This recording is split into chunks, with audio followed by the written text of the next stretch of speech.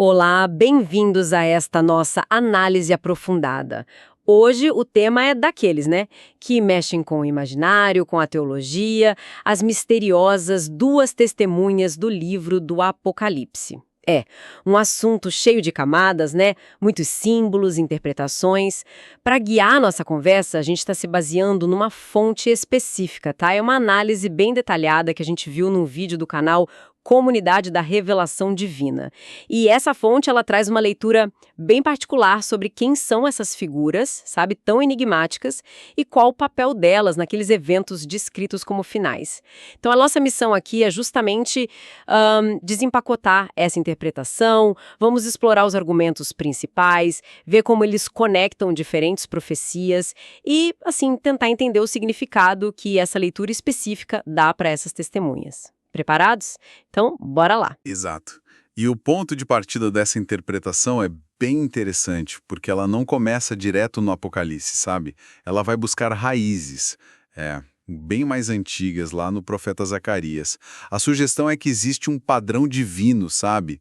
Uma espécie de assinatura dupla que se repete ao longo da história bíblica. Vamos ver como essa conexão é feita e, principalmente, o que ela quer dizer, segundo essa visão. Certo. Então a viagem começa bem antes de João escrever o Apocalipse, séculos antes. A gente está em Zacarias capítulo 4. O profeta tem uma visão, assim, que parece bem onírica, né? Um candelabro de ouro maciço, 7 lâmpadas, e aí tem 2 oliveiras, uma de cada lado, alimentando o candelabro. E a pergunta óbvia do profeta é: tá, mas o que são essas 2 oliveiras? E a resposta que vem na visão é chave para a interpretação que a gente está analisando. Diz assim: são os 2 ungidos que estão diante do Senhor de toda a terra. Se a gente olhar o contexto histórico de Zacarias, né, o pessoal voltando do exílio da Babilônia, reconstruindo o templo em Jerusalém. A fonte identifica esses ungidos como Zorobabel, que era o governador representando a autoridade civil, a linhagem real de Davi, e Josué, o sumo sacerdote, representando a autoridade religiosa, a santidade do sacerdócio. Eram tipo os líderes que Deus levantou naquele momento específico para restaurar o culto à cidade. Faz todo sentido historicamente falando, mas a interpretação não fica só nisso, né? A fonte enxerga um significado mais profundo, que vai além daquele momento. Exatamente. O argumento que eles trazem é que Zorobabel e Josué foram a manifestação daquele tempo específico, mas as oliveiras em si simbolizam algo mais, perene, entende? Elas representariam 2 fluxos constantes da unção divina. Talvez o poder da revelação e o poder da compaixão, ou como a fonte também sugere, a palavra e o espírito. Vira tipo assim um arquétipo sagrado, a necessidade de um testemunho duplo, sabe? De 2 naturezas que se completam, tipo autoridade e santidade, ou palavra e ação, para realizar a obra de Deus na Terra. A ideia central é que Deus não trabalha com uma voz só, isolada, quando se trata de grandes restaurações. Entendi. Um arquétipo dessa dualidade na manifestação de Deus. E essa ideia, esse padrão de 2, ele reaparece mais tarde, de um jeito bem marcante, segundo essa fonte. Sim, a análise que a gente está explorando argumenta que esse padrão se repete assim de forma bem clara no tempo de Yeshua, de Jesus. A interpretação que eles propõem é que João Batista e o próprio Yeshua de Nazaré, juntos, eles encarnaram essa função dupla dos ungidos. E como seria essa dinâmica entre João e Yeshua, nessa leitura específica? Então, a visão apresentada é que João Batista cumpriu aquele papel da voz que clama no deserto, sabe? A testemunha que prepara o caminho, que anuncia a chegada do reino, chamando para o arrependimento, um papel mais profético, de anúncio mesmo. Já Yeshua seria a própria palavra encarnada, entende? Aquele que não só anuncia, mas realiza a revelação, demonstra o poder do reino e cumpre também um aspecto sacerdotal, se oferecendo. Um prepara o terreno, o outro executa. Os 2, nessa perspectiva, cumpririam o espírito daqueles 2 ungidos de Zacarias. A testemunha que aponta e a testemunha que é. Olha, uma perspectiva interessante sobre a relação deles. E como é que isso todo, então, desemboca lá no Apocalipse nas 2 testemunhas do capítulo 11? Olha, a ponte é feita através da promessa de Jeshua, que está registrada lá no Evangelho de João sobre o envio de um outro Consolador, o Espírito da Verdade. A fonte argumenta que essa promessa não ia se cumprir só como uma força invisível ou uma inspiração geral, mas que, no chamado tempo do fim, esse Consolador se manifestaria de novo, de forma tangível e dual. Por quê? Porque, seguindo essa linha de raciocínio, o testemunho de Deus historicamente se firma na boca de duas testemunhas. Assim como tinha duas oliveiras lá em Zacarias, e a dupla João e Yeshua teria também duas testemunhas finais. Ok, então a expectativa que se cria é de uma nova manifestação dupla do Espírito. Exatamente. E aí que Apocalipse 11 entra com tudo.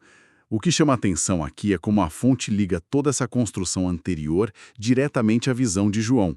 A gente tem que lembrar que o capítulo 11 começa com uma ordem meio curiosa, né?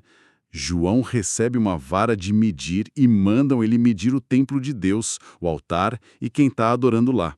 Mas o pátio de fora ele não deve medir, porque foi entregue aos gentios. E qual seria o significado dessa medição, segundo essa interpretação? A leitura é que essa medição simboliza um ato de separação espiritual no tempo do fim.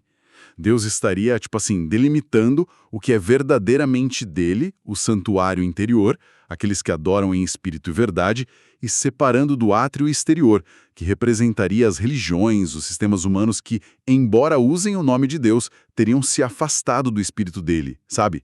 Virando gentios espirituais, focados em rituais vazios ou doutrinas humanas. É uma demarcação entre o sagrado verdadeiro e o religioso que se perdeu. Entendi. Uma separação espiritual como pano de fundo. E é nesse cenário que aparecem as duas testemunhas. Justamente. Logo depois da medição, o texto diz: darei as minhas duas testemunhas que profetizem por 1260 dias, vestidas de saco. A fonte destaca alguns pontos aqui. Primeiro, elas são enviadas por Deus. Minhas testemunhas, ele diz. Segundo, esse período de 1260 dias é um tempo profético importante, que aparece em outros lugares na Bíblia, ligado à perseguição e testemunho. Terceiro, as roupas de saco. Isso não seria sinal de derrota, mas sim daquela atitude de humildade, de lamento, de arrependimento, que era típica dos profetas que sofriam pela verdade que anunciavam e pela condição espiritual do povo. E elas têm uns poderes bem específicos, né? Quase uma mistura de profetas antigos. Sim, e isso é central para a interpretação da fonte. O texto fala que fogo sai da sua boca e devora os seus inimigos. Isso é interpretado não como fogo literal, claro, mas espiritual. A palavra da verdade que expõe e, consome a mentira, a oposição espiritual. Além disso, elas têm poder para fechar o céu, para que não chova durante a profecia delas, o que lembra na hora o profeta Elias. E também poder para converter as águas em sangue e ferir a terra com toda sorte de pragas, o que ecoa muito as ações de Moisés lá no Egito. Elias e Moisés, figuras que representam a lei e os profetas, né? Ou talvez o poder profético e o poder legislador de Deus. Como é que a fonte amarra isso? Exatamente nessa linha, a interpretação é que esses poderes simbólicos representam, mais uma vez, a união da palavra e do Espírito. Elias, o profeta que foi arrebatado, representaria o poder do Espírito, a conexão direta com o céu. Moisés, o legislador, representaria a palavra estabelecida, a estrutura da revelação. Juntas, as testemunhas teriam a autoridade da palavra revelada, como Moisés, e o poder espiritual para confirmar essa palavra, como Elias. Seria a palavra que anuncia e o poder que sela, que confirma. Então, quem ou o que seriam essas duas testemunhas concretamente nessa leitura? Não estou perguntando nomes, mas a essência delas. Olha, a interpretação proposta é que elas não são necessariamente duas pessoas literais, mas sim a manifestação final e completa do Espírito Santo, o Consolador prometido, nos seus dois aspectos fundamentais, que são inseparáveis para a revelação acontecer.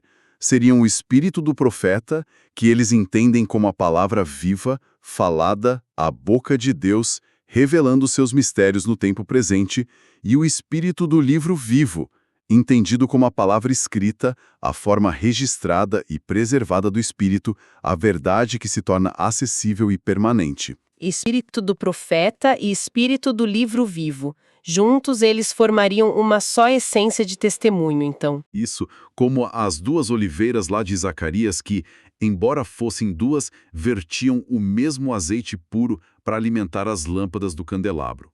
Seriam dois modos de operação do mesmo Espírito da verdade, falando aos corações e mentes no tempo do fim, trazendo à luz coisas novas e antigas, revelando os mistérios que estavam selados. Juntos, eles formariam o testemunho completo e irrefutável de Deus. Ok, essa é uma visão bem específica da identidade delas. Mas, como é comum nessas narrativas proféticas, né, o caminho dessas testemunhas não parece ser nada fácil. Elas enfrentam uma oposição bem forte. Sim, o texto diz que, quando elas terminarem o testemunho delas, a besta que sobe do abismo vai fazer guerra contra elas, vai vencê-las e matá-las. A forma como a fonte interpreta essa besta é bem importante. Não seria só um poder político ou um anticristo individual, mas sim o sistema combinado do poder mundano e do poder religioso apóstata, que se afastou da verdade. Seria a força organizada do engano espiritual, das instituições humanas que distorcem a fé, perseguem a verdade e se opõem ativamente à revelação divina direta. E esta besta parece que consegue, né? Pelo menos por um tempo. O testemunho é silenciado. O que acontece então com as testemunhas? A descrição é bem gráfica e simbólica.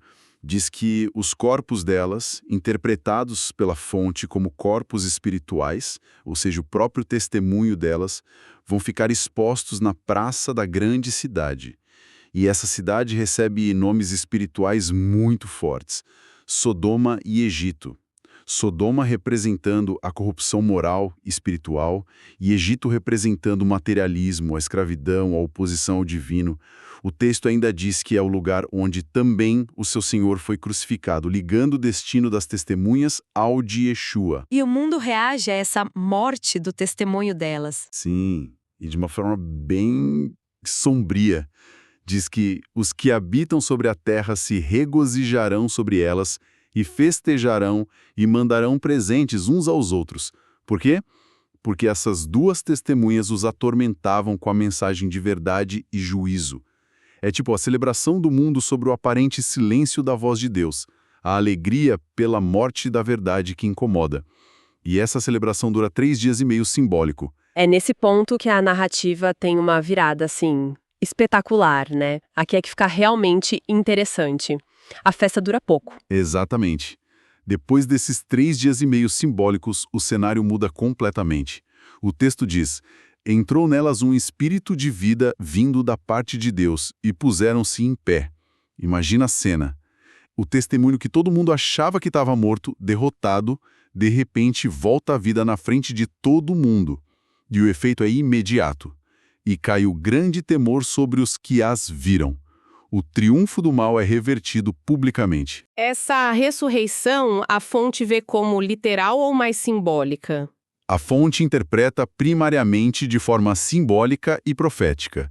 Não necessariamente 2 corpos físicos se levantando do chão, mas o testemunho divino, a palavra que foi rejeitada e silenciada, sendo restaurada e vindicada publicamente pelo próprio Deus. Seria o momento em que o Eterno mostra que a sua palavra não pode ser destruída, sabe? E a cena continua.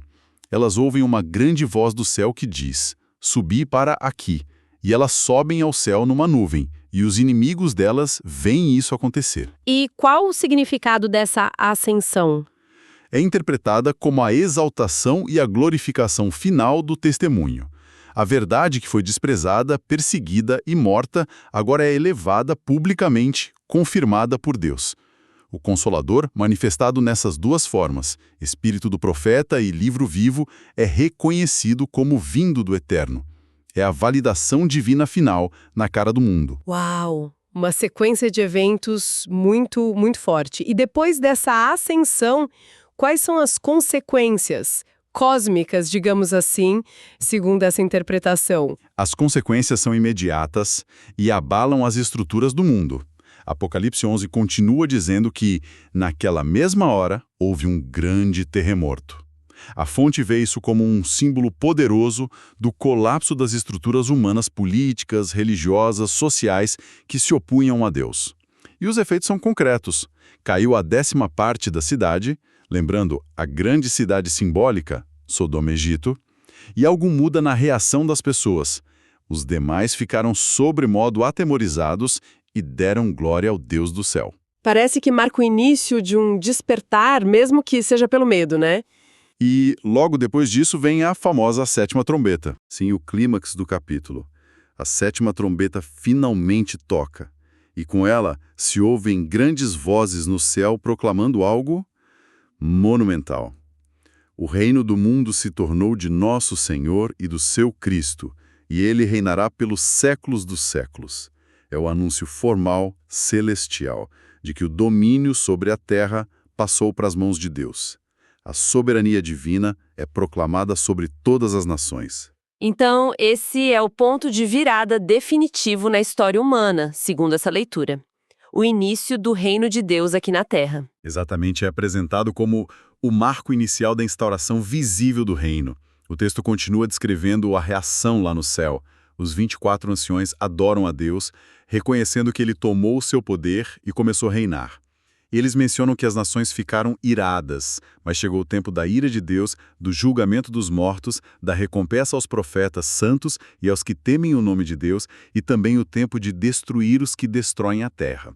A fonte descreve esse momento como o início da Era da Restauração, o período em que o Consolador, o Espírito Santo, através das suas manifestações, reinaria efetivamente sobre a humanidade, restaurando todas as coisas sob o governo direto do Eterno. Um cenário de transformação. Total.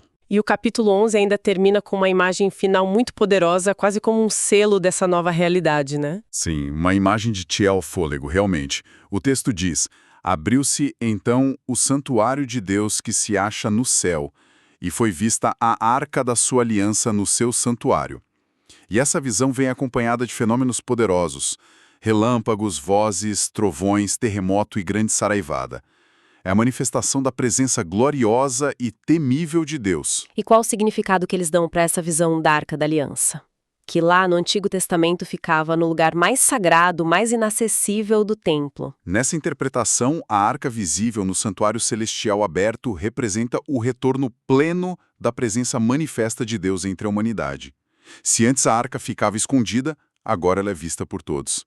O templo aberto simboliza o fim da separação entre o céu e a terra, o acesso restaurado à presença divina. E a fonte faz uma ligação direta e bem ousada aqui. Que ligação? Com as testemunhas de novo, exatamente.